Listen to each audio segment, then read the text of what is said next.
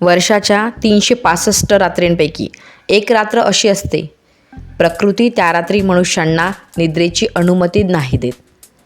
पण 90% हिंदूंना आज पण माहीत नाही की आपण महाशिवरात्री का साजरी करतो. आपल्याला फक्त एवढेच सांगितले जाते की ही रात्र शिवपार्वती विवाहाची रात्र आहे. परंतु खरं तर याच्यापेक्षा खूप वेगळं आणि रहस्यमय आहे.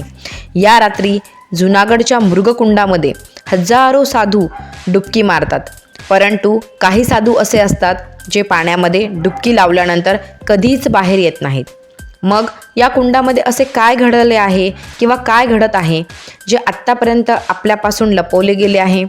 महाशिवरात्रीच्या रात्री ग्रह आणि नक्षत्र अशा कतारीमध्ये असतात की छोट्यातले छोटे काम केले तर आपण आपल्या बुद्धिक्षमतेला खूप जास्त वाढवू शकतो. सर्वात मोठा प्रश्न असा आहे की भगवान शंकर जे सर्व स्वीकार करतात, परंतु त्यांच्या पूजेमध्ये शंख वाजवणे आणि केतकीचे फूल चढवणे का वर्जित मानले जाते? तर पौराणिक कथेनुसार न उलगडलेले रहस्य आणि यामागचे विज्ञान या सर्व प्रश्नांचा उलगडा आज आपण करणार आहोत. हर हर महादेव. महाशिवरात्रीची सुरुवात कधी झाली? जेव्हा सृष्टीचे रचनाकार ब्रह्मा आणि पालनकार भगवान विष्णू यांच्यामध्ये एक भीषण युद्ध सुरू झाले. शिवपुराणानुसार एकदा ब्रह्मदेव आणि भगवान विष्णू यांच्यामध्ये कोण श्रेष्ठ यावरून वादविवाद सुरू झाला. विवाद इतका विकोपाला गेला की तिन्ही लोक या युद्धाच्या अग्नीमध्ये होरपळू लागले. ब्रह्मा म्हणत होते मी श्रेष्ठ आहे, तर विष्णू म्हणत होते मी श्रेष्ठ आहे. मग हा विवाद सोडवण्यासाठी भगवान शंकर आले आणि त्यांनी एक प्रकाशमय स्तंभ स्वतःचे स्वरूप प्रकट केले. त्यांची ना सुरुवात होती ना अंत. हे ज्योतिर्लिंग इतके तेजस्वी होते की संपूर्ण ब्रह्मांड व्यापून टाकले. तेव्हाच आकाशवाणी झाली की जो या प्रकाशस्तंभाचा शेवट किंवा सुरुवात शोधेल तोच श्रेष्ठ ठरेल. आणि भगवान विष्णूंनी वराह रूप धारण केले आणि पाताळ लोकाकडे ते जायला निघाले. तर ब्रह्मदेव हंस रूप धारण करून शिखर शोधण्यासाठी आकाशामध्ये उडत वरच्या बाजूला उडत गेले. हजारो वर्ष यात्रा करून सुद्धा भगवान विष्णूंना कुठलाच अंत नाही भेटला. ते सत्याला समजले की हा प्रकाश स्वयं महादेवाचे स्वरूप आहे आणि त्यांनी हार स्वीकारली, मोठ्या विनम्रतेने नमन केले. परंतु ब्रह्मदेव यांनी एक चाल खेळली आणि केतकीच्या फुलाला साक्षीदार बनवून खोटे सांगितले की प्रकाशस्तंभाची सुरुवात झालेली जागा मी शोधली. ब्रह्मदेवाच्या या कपटाला बघून महादेव स्वतः प्रकट झाले आणि त्यांनी क्रोधित होऊन म्हणाले तुमची कधीच पूजा होणार नाही. आणि केतकीच्या फुलाला सुद्धा श्राप दिला की पूजेमध्ये हे कुणीही अर्पण करणार नाही. तसेच शंखसुद्धा महादेवाच्या पूजेमध्ये वर्जित मानले जाते. पौराणिक कथेनुसार महादेवाने शंखचूड नावाचा अत्याचारी असुराचा नाश केला होता. शंखाला त्याचा अंश मानल्यामुळे शंख महादेवाच्या पूजेमध्ये वर्ज्य मानला जातो. विष्णूंना मात्र सृष्टीचे पालन करता तुम्हीच राहणार आणि तुमची सर्व लोक पूजा करतील हा आशीर्वाद प्राप्त झाला. आणि महादेवच अनादी अंत आणि अविनाशी आहेत हे ब्रह्मदेवाला आणि श्री विष्णूंना समजले. आणि महादेवांनी त्या ज्योतिर्लिंगाचा एक अंश पृथ्वीवर स्थापित केला. तोच आज काशी विश्वनाथ या नावाने आपण ओळखतो. ही तीच पवित्र भूमी आहे जी आरंभापासून अंतापर्यंत अविनाशी राहील. पुराणानुसार ही घटना फाल्गुन महिन्यातील कृष्ण पक्षातील चतुर्दशीला झाल्यामुळे भगवान शंकर महाशिवरात्रीच्या दिवशी निराकार स्वरूपातून साकार स्वरूपामध्ये प्रकट झाले. म्हणून या दिवशी महाशिवरात्री साजरी करतात. बोला हर हर महादेव. जेव्हा समुद्रमंथन झाले तेव्हा संपूर्ण सृष्टीचा विनाश होईल असे वाटत असताना महादेवाने एक अशी गोष्ट केली जी अनादी कालापर्यंत राहील. देवता आणि राक्षसांनी समुद्रमंथन सुरू केले आणि संपूर्ण ब्रह्मांड हे बघत होते. आणि हे समुद्रमंथन अमृत मिळवण्यासाठी केले गेले. परंतु अमृताच्या पहिले हलाहल विष निघाले. ते इतके घातक आणि अविनाशी होते की त्याचा एक बूंदसुद्धा संपूर्ण सृष्टी नष्ट करू शकत होता. सृष्टीतील प्रत्येक गोष्ट नष्ट होणार होती. विषाच्या प्रभावामुळे राक्षस देवता सृष्टींचा आणि संपूर्ण प्राणीमात्रांचा दम घुटत चालला होता. नदी सुखत होत्या, प्राणी पक्षी तडफडू लागले. काहीच उपाय नसल्यामुळे देवता राक्षस महादेवांकडे प्रार्थना करू लागले, आम्हाला वाचवा, हे हलाहल विष सर्व नष्ट करेल. मग महादेवांनी समाधीतून ते स्वतः बाहेर आले आणि म्हणाले, सृष्टीची रक्षा करणे माझा धर्म आहे, मी हे हलाहल विष स्वीकार करेन. भगवान शिवांनी ते विष पिले आणि आपल्या कंठामध्ये त्याला धारण केले आणि त्यांचा कंठ पूर्ण निळा पडला. तेव्हापासून महादेवांना नीलकंठ हे नाव धारण झाले. विष इतकं तीव्र होतं की भगवान शंकराचे शरीर आगीसारखे तपत चालले होते. या तापेने आणि जलनाने होणाऱ्या त्रासापासून आणि शीतलता यावी म्हणून सर्व देवांनी त्यांच्यावर सर्व नदीतून जल आणून ते जल त्यांना अर्पण केले. त्याचप्रमाणे दूध अर्पण केले. तेव्हापासूनच भगवान शंकरांना जल आणि दूध अर्पण करण्याची प्रथा सुरू झाली. परंतु विषाची गरमी एवढी होती की फक्त जल आणि दुधाने ती शांत होणार नव्हती. मग देवांनी आयुर्वेदाचा अभ्यास केला आणि भांग, धतुरा या औषधी स्वरूपात दिल्या. तरीही दाह कमी झाला नव्हता. शिवजींना जर समाधी लागली असती किंवा ते बेशुद्ध झाले असते तर नियंत्रण बिघडले असते.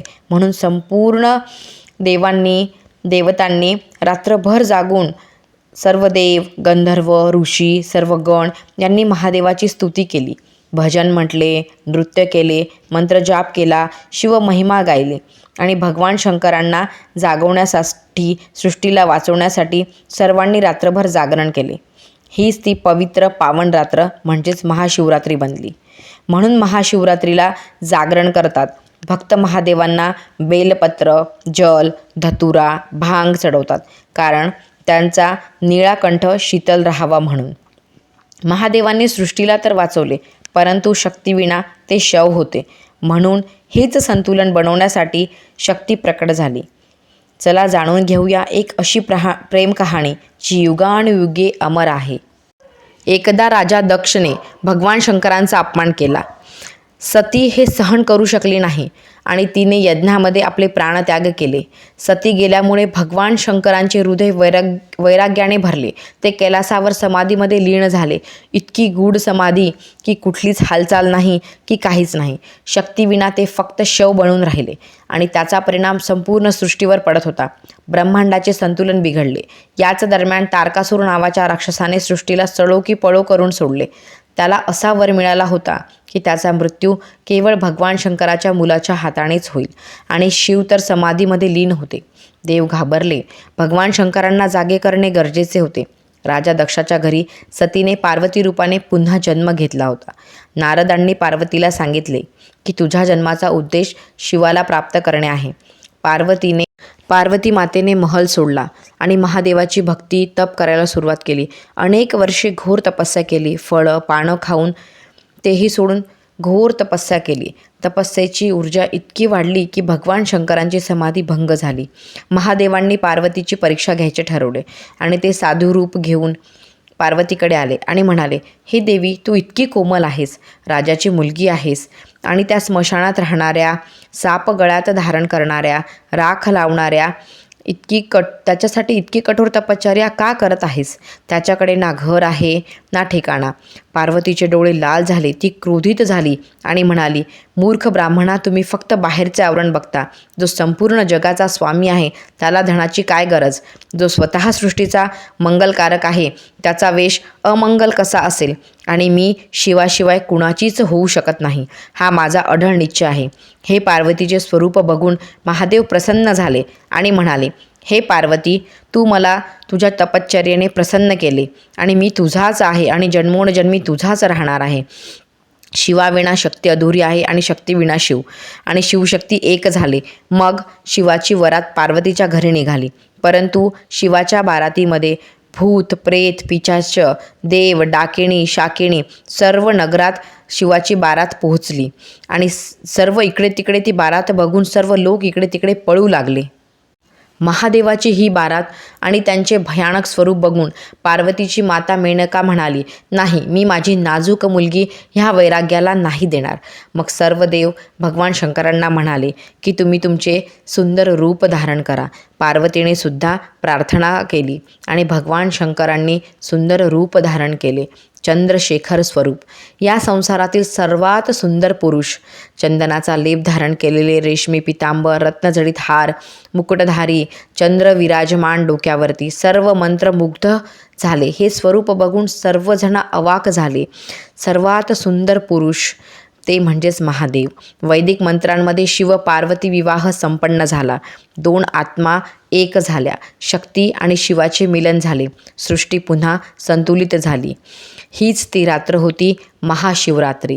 व्हिडिओला लाईक करा, चॅनलला प्लीज सबस्क्राईब करा, कारण हे फ्री तर आहेच, परंतु माझ्यासाठी एक तुमचा क्लिक खूप मोलाचा आहे. आता बघूया, गुजरातमधील गिरनार पर्वतावर मृगकुंड आहे. महाशिवरात्रीच्या रात्री इथे असं काही घडतं की याच्यासमोर विज्ञान पण फेल आहे. हजारो नागा साधू आपल्या आखाड्यांमधून मृगकुंडाकडे धाव घेतात. याला रवेडी असे म्हणतात. हे काही साधारण कुंड नाही. या कुंडामध्ये डुबकी लावणाऱ्या साधूंपैकी काही साधू हे कधीच बाहेर येत नाहीत.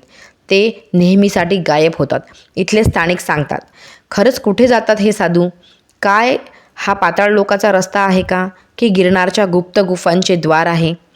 अशी मान्यता आहे की महाभारतातील अश्वत्थामा आजही सर्वप्रथम या कुंडामध्ये स्नान करतात. हजारो साधूंची गर्दी आणि रहस्यमयी तऱ्हेने गायब होणारे साधू, हे रहस्य आजही गूढ आहे. गिरनारचे हे रहस्य सांगतात की महादेवाला प्राप्त करणे किती कठीण साधन आहे. कलियुगामध्ये एका सामान्य मनुष्याला शंकराला प्राप्त करू शकणे शक्य आहे का? चला याचे उत्तर जाणून घेऊया किंवा शोधूया.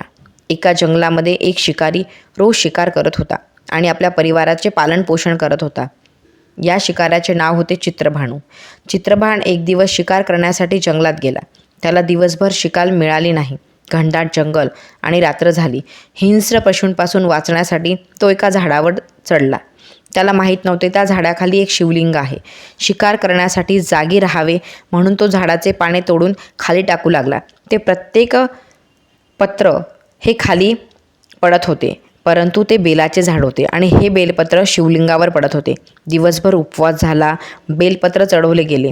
रात्री प्रहर सेवा झाली, जागरण झाले. अशा प्रकारे महाशिवरात्रीची संपूर्ण उपवास आणि पूजा त्याला घडली. तेवढ्यात एक हरिण पाणी पिण्यासाठी तलावाजवळ आली. चित्रभानू तिला मारणार. तेवढ्यात ती हरिणी म्हणाली, मी गर्भवती आहे, आणि ती पळाली. दुसरी हरिणी आली.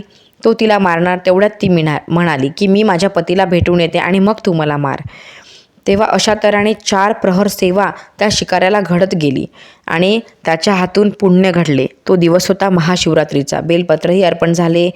तलावातल्या पाण्यामुळे जलही अर्पण झाले.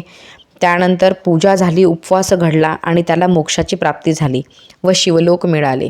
अशा प्रकारे जर आपण साधी पूजा मनोभावे जरी भगवान शंकराची केली तरी आपल्याला शिव प्राप्त होऊ शकतो. हर हर महादेव.